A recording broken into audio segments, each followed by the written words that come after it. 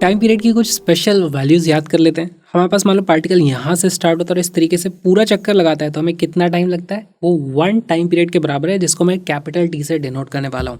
अभी हमने देख लिया था कि 0 से a/2 तक जाते हैं तो हमें कितना टाइम लगता है? t/12।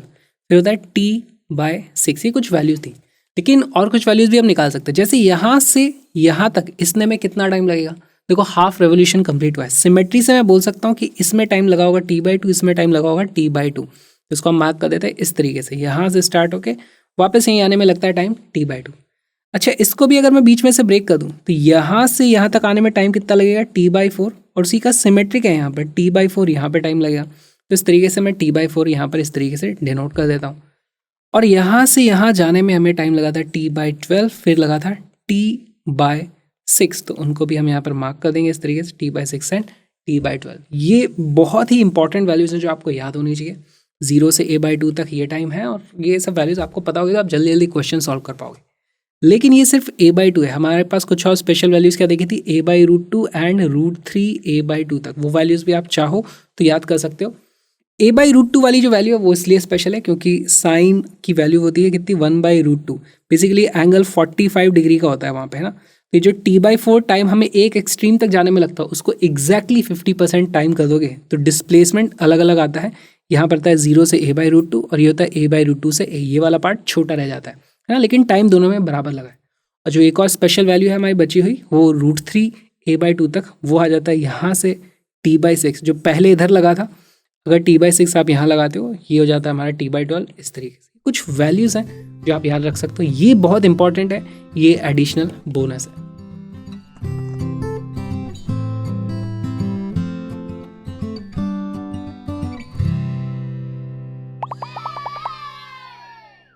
The time taken by a particle performing SHM to move from a/2 to a/√2, where a represent the amplitude and t represent the time period of the oscillation will be। बहुत ही अच्छा सवाल है। इसको करने के दो तरीके हैं, दोनों हम डिस्कस कर चुके हैं। वीडियो को पॉज करो, सॉल्व करो, फिर हम इसको दोनों तरीकों से सॉल्व करेंगे।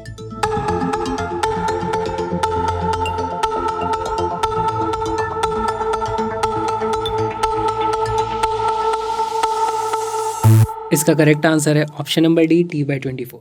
देखो कैसे सॉल्व करेंगे। हम 0 से कहाँ तक जा रहे हैं? a/2 तक। और इसमें हमें टाइम कितना लगता है? 0 से a/2 में हमें पता है टाइम लगता है t/12, है ना। a/2 से फिर से अगर आपको a तक जाना होता है तो इसमें लगता है टाइम t/6। दूसरी जो मुझे स्पेशल वैल्यू याद है, 0 से a/√2, है ना, इसमें हमें टाइम लगता है t/8। और यहाँ से यहाँ तक जाने में भी लगता है टाइम t/8। हमसे कौन सा टाइम पूछा है? a/2 से a/√2 तक जाने में। तो बेसिकली यहाँ से यहाँ तक आने में इतना टाइम लगता है, यहाँ से यहाँ तक आने में इतना टाइम लगता है। तो इन दोनों के बीच में जो टाइम होगा, हमसे जो पूछा है इतना वाला टाइम पूछा है, तो उसकी वैल्यू कितनी हो जाएगी? t/8 minus t/12, which will be, इन दोनों का आप एलसीएम लोगे, 3 से मल्टीप्लाई करना पड़ेगा, जाएगा 3t माइनस 2t/24। सीधे सीधे वैल्यू हो जाती है t/24। Option number D becomes our correct answer. इसी को सॉल्व करने का जल्दी से दूसरा वाला तरीका देख लेते हैं। यहाँ पर हमारे पास है a/2, यहाँ पर कहीं होगा हमारे पास a/√2, ठीक है। तो a/2 पे जब हम होते हैं तो हमारे पास ये वाला जो इस तरीके से एंगल होगा, ये हो जाएगा कितना? 60 डिग्री। जब हम a/√2 पे होंगे यहाँ पर, तो ये वाला एंगल कितना हो जाता है? ये वाला एंगल हो जाता है 45 डिग्री। तो हमारे पास जो एक्चुअली एंगल ट्रैवल हुआ है ये हो जाता है सिर्फ 15 डिग्री। मैं लिख सकता हूँ omega T is equal to 15 degree. Omega क्या होती है? ओमेगा इंटू कैपिटल टी की बात की जाए तो वो होता है 360 डिग्री के बराबर। यहाँ से ओमेगा की वैल्यू आ जाएगी 360 degree divided by capital T time small T is equal to 15 degree. यहाँ पर आप देख लोगे तो अब ये कट जाता है इस तरीके से 24 टाइम्स, और स्मॉल टी की वैल्यू आ जाती है capital T divided by 24। Again हमारे पास सेम आंसर आ जाएगा। तो एक ही क्वेश्चन को करने के दो तरीके, जो मर्जी वो कर लो।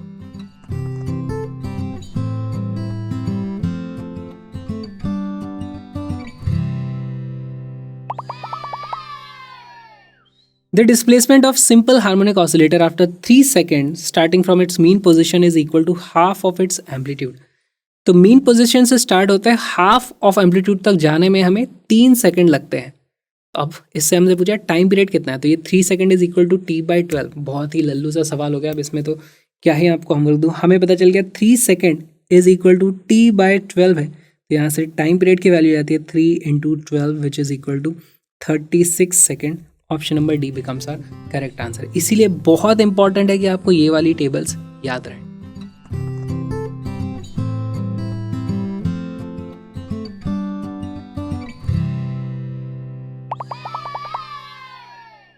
A particle executing SHM with time period t starting from mean position, the time taken by it to travel 5/8 distance of one complete oscillation is।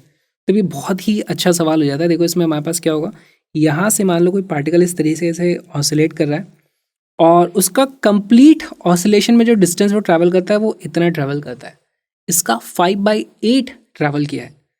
5/8 आप किस तरीके से देखोगे, मान लो यहाँ पर हमारे पास इस तरीके से ये था -a, ये था हमारे पास +a, और इसको आप इस तरीके से पार्ट्स में डिवाइड कर दो। तो देखो 1 2 3 4 5 6 7 8, 8 पार्ट्स में डिवाइड कर दिया मैंने इक्वल अमाउंट की।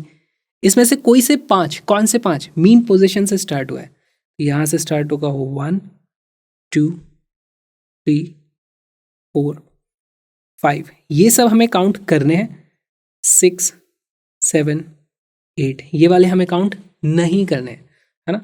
इनमें कितना टाइम लगा होगा ये आपको बताना है। आपको सब पता है इस सेगमेंट में, इस सेगमेंट में, इस सेगमेंट में, इन सभी सेगमेंट में कितना टाइम लगता है। वीडियो को पॉज करो और बताओ कि इस मोशन में कितना टाइम लगा होगा।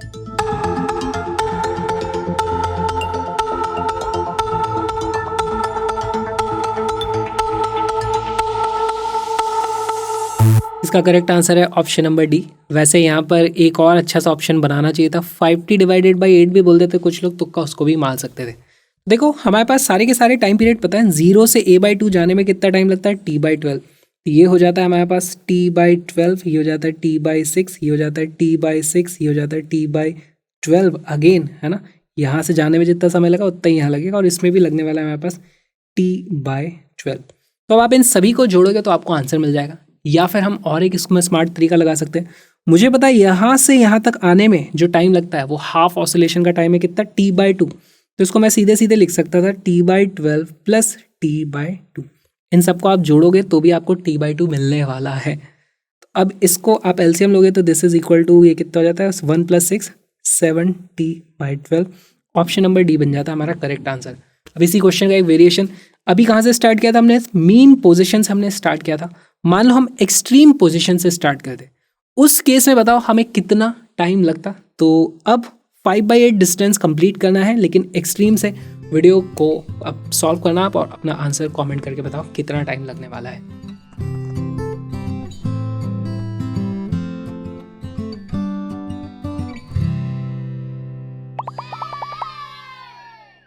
A pendulum of length 10 cm is hung by wall making an angle 3 degree with the vertical. It is swing to a position B. The time of pendulum will be। तो यहाँ पर देखो हम इस जगह से स्टार्ट होते हैं और हमें बताना है कि इस पेंडुलम का टाइम पीरियड कितना होगा। पहली बात तो इसको अप्रोच किस तरीके से किया जाए, तो इसको आपको इस तरीके से अप्रोच करना है कि आप अज्यूम करो ये 6 डिग्री है, यहाँ से यहाँ तक 6 डिग्री है, ये 3 डिग्री है। तो बेसिकली ये इसके एम्पलीट्यूड का हाफ है। अगर डिग्रीज में बात करें तो हाफ एम्पलीट्यूड तक जा रहे हैं। तो हम यहाँ पर एक और इसको मैं ब्रेक कर दूंगा इस तरीके से, ये भी 3 डिग्री है। तो यहाँ पर इसको मैं ब्रेक कर सकता हूँ। ये 0 से a/2 तक गए हम, फिर a/2 से a तक गए, फिर वापस a/2 तक आए, फिर यहाँ तक आए, फिर यहाँ तक आए। और अगर यहाँ पे दीवार नहीं होती तो हमें कुछ 2 मोशन और यहाँ पे देखने को मिलते इस तरीके से, है ना। और फिर यहाँ से इस तरीके से वापस आ जाएंगे। अच्छा एक बात बताओ, हमारे पास आइडियल यहाँ पर केस है, तो यहाँ पर जो कोलिजन होगा, देखो यहाँ पर इस तरफ इसकी जितनी भी स्पीड होगी ना, कोलिजन के बाद वो तुरंत पलट जाएगी और इस तरीके से स्पीड आ जाएगी, है ना। अगर यहाँ पे दीवार नहीं होती तो वो यहाँ से ऐसे जाता और फिर आता, उस केस में भी यहाँ पर स्पीड उतनी होती, सेम स्पीड होती, कोई एनर्जी का लॉस वहाँ पे भी नहीं होगा, इधर भी नहीं होगा। तो बेसिकली हमने किया क्या है, इस रिफ्लेक्शन के माध्यम से हमने इन 2 सेक्शंस को उड़ा दिया है। तो अगर यहाँ से यहाँ तक आने में हमें जो भी टोटल टाइम लगता है t, पेंडुलम का टाइम पीरियड कितना होता है, t = 2π√L/g होता है। तो अब उसका एक छोटा सा सेक्शन हमने उड़ा दिया है। यहाँ से यहाँ तक आने में हमारे पास ये वाले सेक्शन नहीं है, उसको कंसिडर नहीं करना है। तो बताओ कितना टाइम लगने वाला है और अब इसको मैं सिंपल हार्मोनिक मोशन नहीं बोलूँगा, ये एक सिंपल हार्मोनिक मोशन तो कंप्लीट होता तब होता, उसका एक छोटा सा पार्ट रह गया है, राइट। वीडियो को पॉज करो, क्वेश्चन को सॉल्व करो।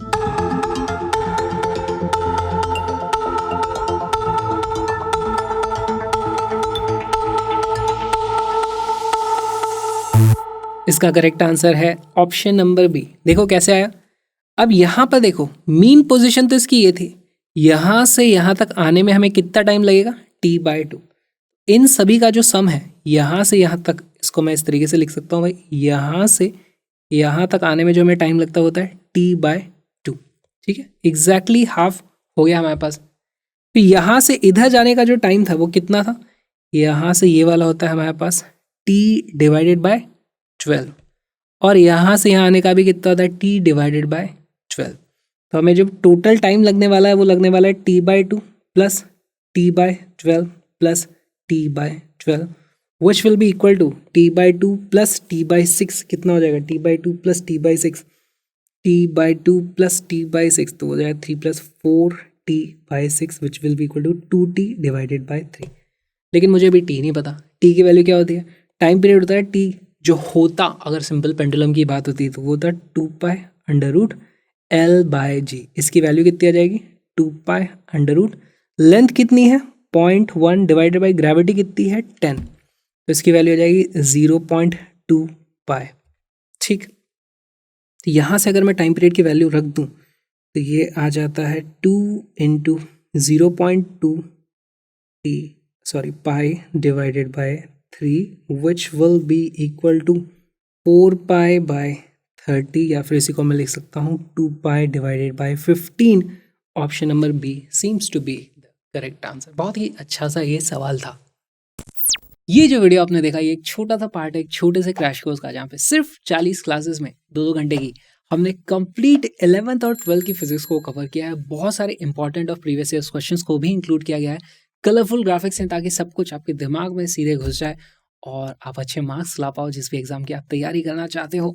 तो आ जाओ, link is in the description. साथ में आप कलरफुल नोट्स की PDF भी डाउनलोड कर सकते हो, एब्सोल्युटली फ्रीली अवेलेबल है। Link is in the description, जरूर उसको चेकआउट करना और मेरे ब्लॉगिंग चैनल को सब्सक्राइब करो। हम मिलेंगे जल्दी।